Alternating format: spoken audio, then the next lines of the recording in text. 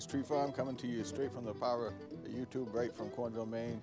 We are in the seed transplant bed, and we're getting ready to move these 3-0s, which are now 3-2s, to their happy home for the next 7 to 10 years. Had some questions on how we were going to dig them up, and so far what I found is use a shovel. You can kind of pick them out a little bit here, but I still feel like I got that taproot that's going to be in trouble. So with the ground soft, with all the rain we've got, just go in, loosen that soil up,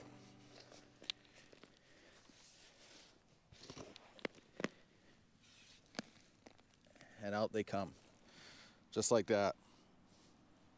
And then we're going to put them right in the bucket, and they're going to go in the ground in the next half an hour to 45 minutes, and they're right ready to go.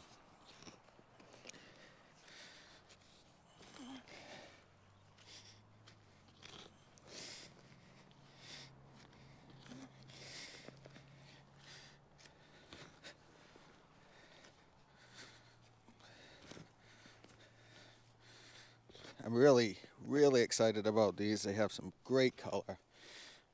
Did a really good job. Honestly, this turned into a set it and forget it project. I sprayed them at the end of every year after the new growth set.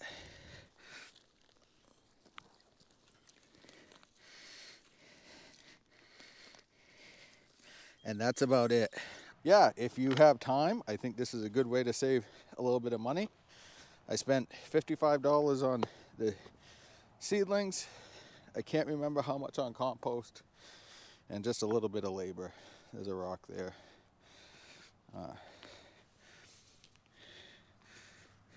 I'm going to do the same thing. I have some Berkeys, and really in this soft ground, I'll be honest with you, I can kind of, some of these just wiggle them right up. Seems pretty good. That one, I just kind of get a feel for them. If they're not going to come right out, I'm not going to fight them. We have had rain to end all rain here in Cornville, Maine. But it's good. The buds are breaking. I really need to get going on these, and it's good. So, all right, let's put you on the time loop.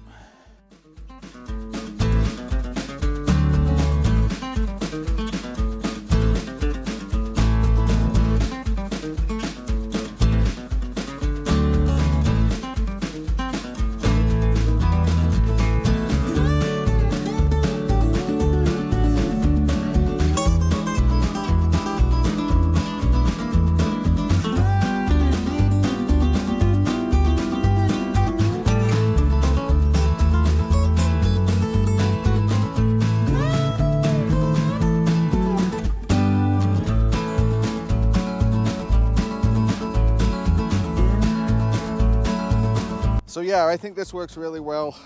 I might grab a couple more, another 500 next year or so.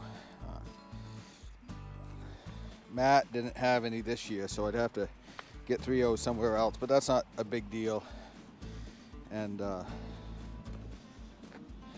you just get them at, that reduced rate, and you kind of do the labor. So again, these cost 2 years ago, these were 55 cents. Undoubtedly there'll be more this time around. And 3-2s, I saved half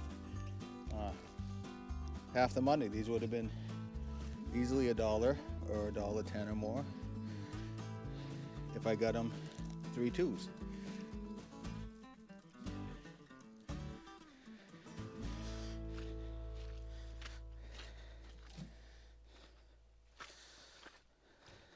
Some of the things I might have done differently. I did get these in a shady spot. There's a big silver maple right behind me. So I don't know if that helped or hurt. I might try to do some experiments where I was in a better lighted situation. And I used cow manure for my first compost, cow manure compost for the first compost. And my only issue with that is I think there were a lot of seeds. Cows eat grass, right? And there were a lot of different seeds in here.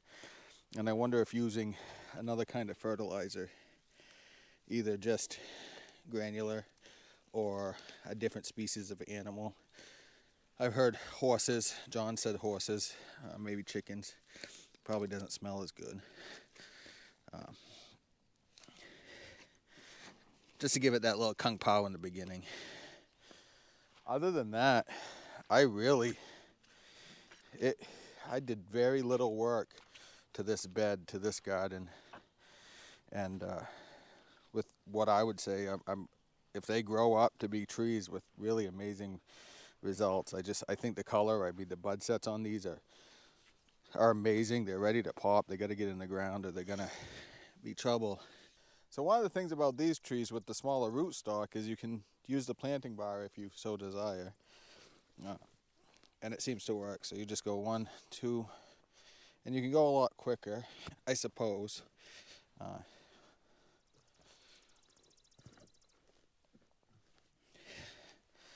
But you still, in my opinion, it's, unless you have 2 or 3 people going, like you could fly if you had a guy on a planting bar and then a guy planting and a closer-upper.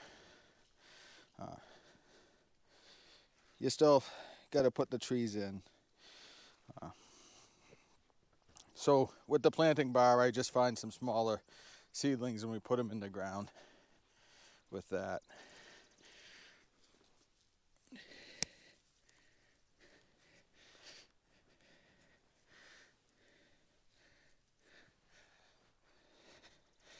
I still think I like the auger better overall.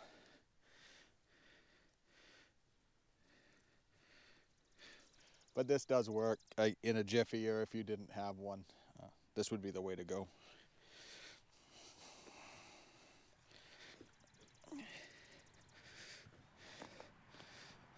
Then get them nice and closed up.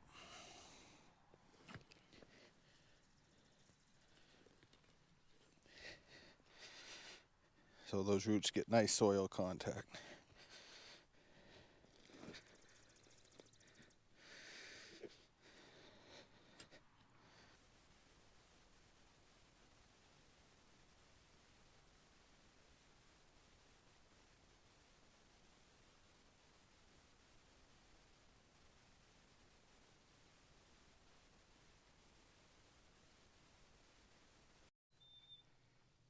All right, guys, so this is super exciting for me. I don't know if you remember my first video. If you haven't, I would suggest that you go back and look at it. It was 3 seasons ago, and my first video was collecting wildlings to plant in the tree farm.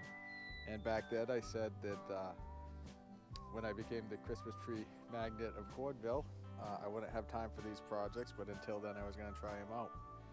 And it's been 3 years since we've put these in the ground, and I'm going to dig them up and we're going to put them in the field. So that's really cool. That is a milestone here at Quinn's Tree Farm.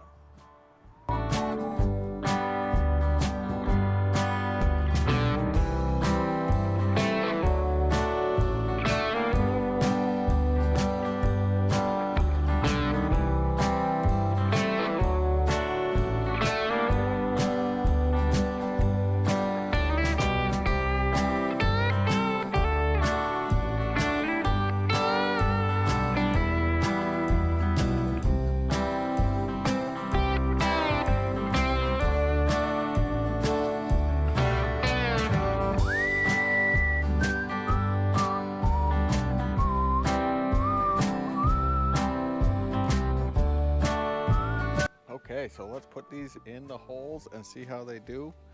They're going in the south field, which is obviously one of our original fields. And that's where all of my wildlings have really resided.